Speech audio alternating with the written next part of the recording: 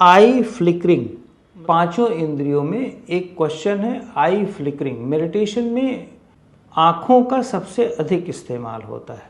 यदि आप देखें तो मेडिटेशन में सबसे ज़्यादा माइंड आँखों का ही इस्तेमाल करता है, जीभ, कान, नॉस्ट्रिल इनका ज़्यादा इस्तेमाल नहीं करता। क्योंकि जब आप आँख बंद करते हो और माइंड आपका निर्माण करना, प्रोड्यूस करना इमेजेस को शुरू करता है, थॉट्स को शुरू करता है, खास करके इमेजेस को शुरू करता है या वीडियो क्लिप्स बनाना शुरू करता है, तो आँखों की मसल्स की मूवमेंट शुरू होती है। मैक्सिमम देखो तो जैसे जैसे एज बढ़ती है आँखों की मसल्स में स्टिफनेस होती है।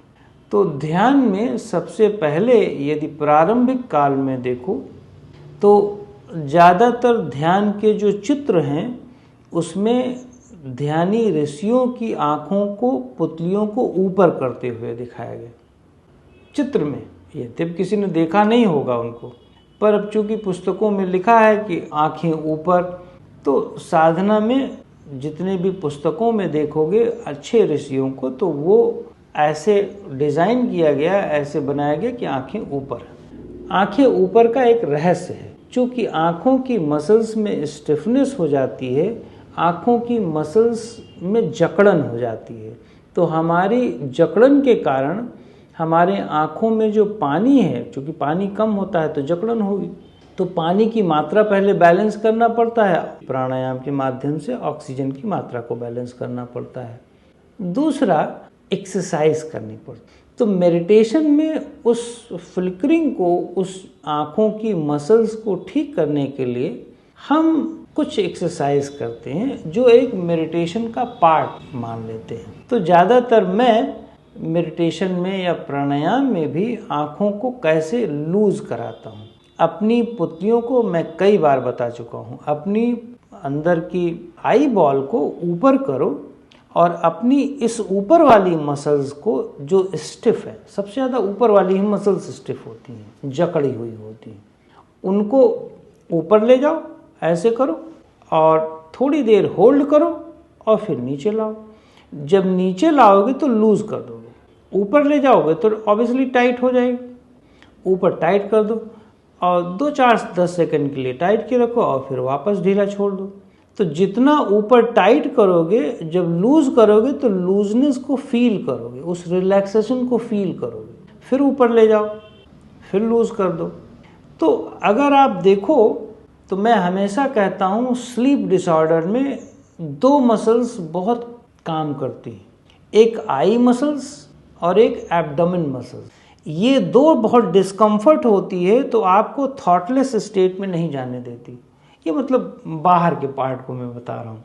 तो 80-90% तो एब्डोमेन मसल्स टाइट होती हैं, डिस्कम्फर्ट होती हैं, तो वो स्लीप में नहीं जाता। तो उसके सल्यूशन के लिए एक जो डिस्कम्फर्ट वाला आदमी हो पेट की बल आ जाता है, तो पेट पे अपनी पूरी बॉडी का वेट डाल देता है, तो वो डिस्कम्फर्ट जो छोटा मोटा है वो हट जाता है और स्लीप मोड पे चला जाता है, लेकिन उससे स्लीप आती नहीं। दूसरा टाइप का आदमी है कि आँखों की मसल्स इतनी स्टिफ्ड हैं कि उससे उसको नींद नहीं आ रही, उससे वो थॉटलेस स्टेट में नहीं जा पा रहा है। कहने का मतलब ये है। तो जब वो थॉटलेस स्टेट में नहीं जा पा रहा है तो आँखों की मसल्स को पहले रिलैक्स करना पड़ेगा, उससे फियर भी जनरेट होता है, जान लो।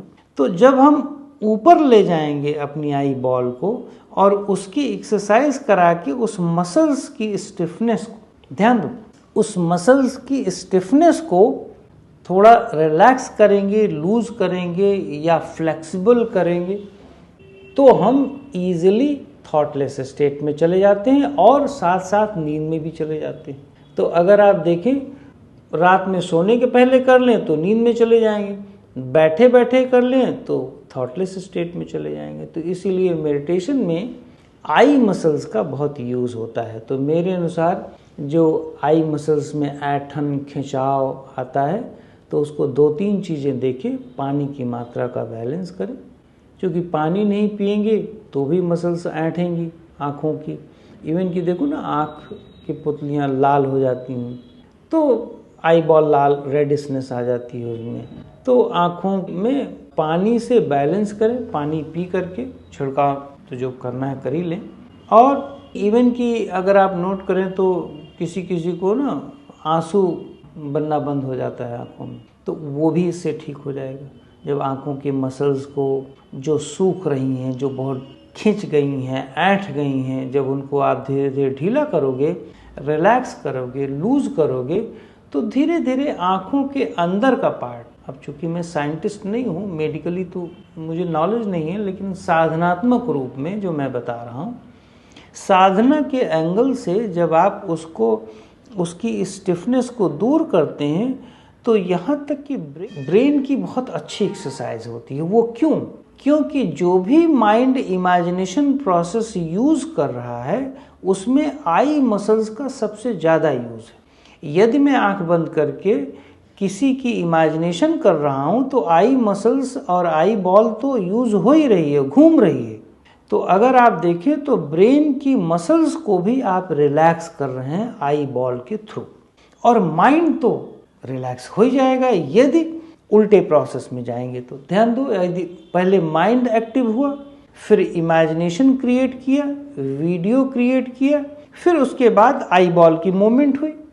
यदि इसी को पलट दो, हठ योग में, राजयोग में आई बॉल की मूवमेंट किया, फिर उसके बाद ब्रेन पर गया, फिर माइंड पे गया, तो रीच जैसे हम आए थे, माइंड, ब्रेन, इमेज, आइज, फिर वैसे ही उल्टे चले जाएंगे आइज के थ्रू। क्योंकि माइंड को एक नॉर्मल ह्यूमन बीइंग सीधा नहीं पकड़ पाता, ब्रेन की मसल्स को कैसे पकड़ोगे भाई? तो आप अपनी सेंसेस के ही थ्रू तो जाओगे रिलैक्स करने, क्योंकि सेंसेस ही थक रही हैं।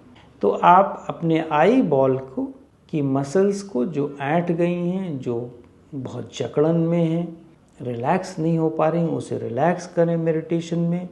यहाँ तक कि केवल मन की ही समस्या और ब्रेन की ही नहीं, ये बॉडी के बहुत सारे ऑर्गन को ठीक कर देता है। ये मेरा अनुभव है।